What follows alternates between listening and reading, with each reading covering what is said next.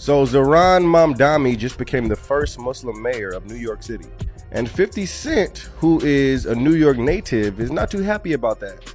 In fact, he just posted this on his Instagram, saying, "Rest in peace to New York City." And my job as someone who believes deeply in the public sector is to ensure that we're delivering public excellence. And that means every dollar that we raise, I want to be able to prove to you that it's every dollar that's being well spent. That's the relationship there. And I do have to say, even though we have a disagreement on tax policy, every time I get a death threat, I still listen to many men. And Republicans actively protect pedophiles.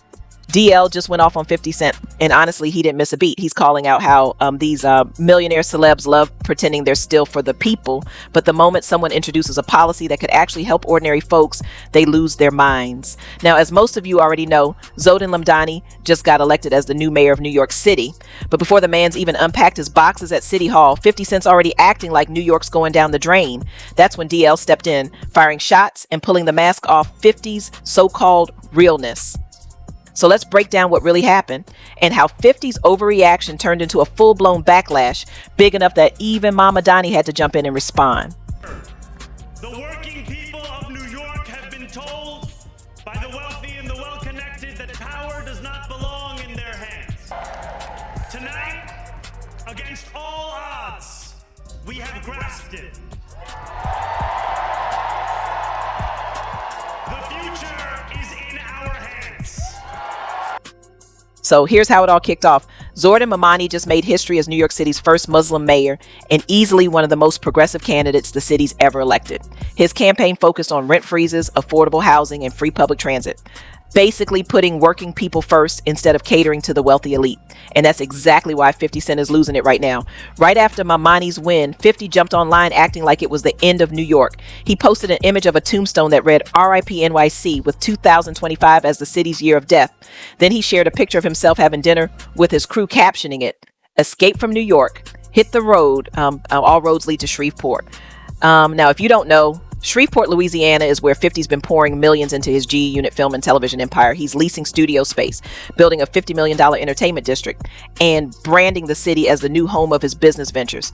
Basically, he's telling everyone that if they want to work with him, they'll have to follow him to Shreveport. But here's the real reason behind his meltdown: Mamdani's economic plan. It includes a 2% income tax increase for people making over $1 million a year, raising the corporate tax rate to about 11.5%, and fixing New York's broken property tax system that lets billionaire penthouses pay less than homes in the Bronx.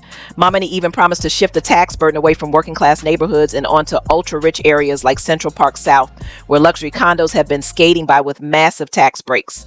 So now 50's acting like the city's going to hell, but people aren't buying it. The internet dragged him hard, calling him out for being a sellout and forgetting his roots.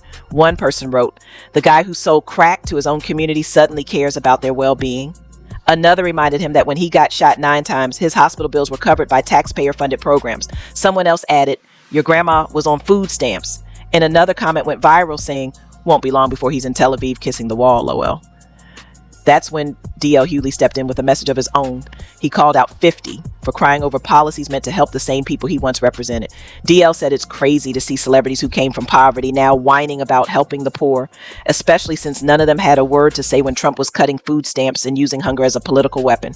Now suddenly they're fear-mongering and telling New Yorkers that Mamdani is the real threat. Here's what's interesting to me. So Mamdani is going to be the new mayor of New York, a 34-year-old kid. Like I said, I live in New York. I couldn't vote in that election, but if I could, it would have been an easy choice. But here's what I really don't understand. The man who is actively trying to use hunger to get his political way, saying that people won't have food unless they do his political bidding, is saying that the man who wants to make rent cheaper, public transportation cheaper, and food cheaper is the one who is ruining in America. So the man who wants to starve you to get what he wants thinks that the dude who wants to feed you, house you, and get you, make you able to get around cheaper is the horrible one. That tells you everything you need to know about where we are. And now, even Mayor Mamdani decided to fire back at 50 Cent and clear the air about his tax plan. After 50 joked that Mamdani's policies would cost him $285,750 and that he'd rather just leave New York, the mayor didn't miss a beat.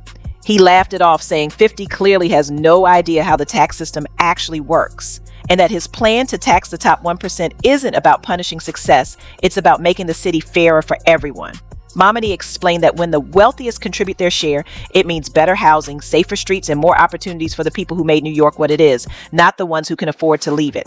What I would say to you, 50, if you are indeed watching, or anyone else who's watching this show, is I continue to think that having the top 1% of New York City, or making more than $1 million a year, having them pay 2% more for an economic agenda that would transform every New Yorker's life, including their own, is something that is worthwhile. I have to say, even though we have a disagreement on tax policy, every time I get a death threat, I still listen to Many Men. It's true. Well, you take Many Men for motivation. I was going to say your answer sounds a little bit like clickety clank, the money goes into my piggy bank. Wow. And if we had more time, we'd do more 50. But 50 Cent is still heated about those taxes. He later shared a clip of Mamdani's response on his Instagram and captioned it. I think his intentions are good, but his tax plan is going to run the big money out of the city. And if he defunds the police, they are going to purge. All roads lead to Shreveport. Let's break that down. What 50 wrote is a classic scare tactic. First off, rich people threatening to leave every time someone mentions higher taxes, that's an old bluff. New York has been hearing it since the 70s. The reality? They almost never leave because this city is where the money is. Take Bill Ammon, a billionaire hedge fund mogul, for example.